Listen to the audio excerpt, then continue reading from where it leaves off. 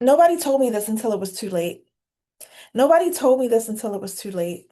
When I opened my first behavioral health clinic, I thought the biggest challenge would be finding clients.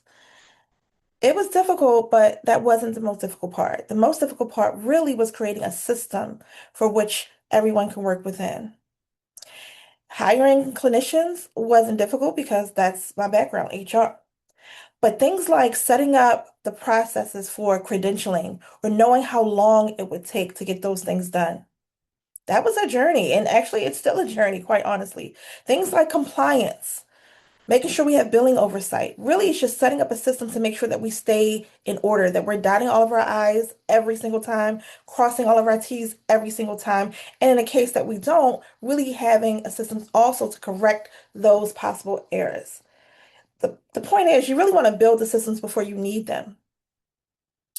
In addition to that, understanding my numbers every single week is definitely going to be something that, if you're starting your own clinic, is important. It's something that we learn too. Just knowing where the numbers come from. Just because the schedule is full does not mean that's going to materialize the actual visits for sessions or clients that we're actually seeing. You won't really know until the week after what really happened because it takes at least 48 hours for clinicians, sometimes longer, to put their notes in.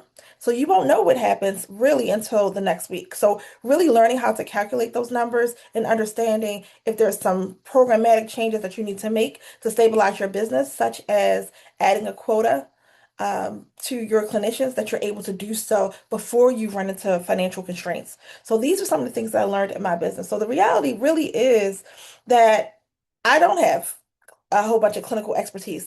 I'm not a clinician. I don't play one on TV. However, you're still able to run a business. So you have to understand things like compliance, like hiring, and the things that you don't understand, you have to hire out for those things. These are things that nobody tells you about before you start your business.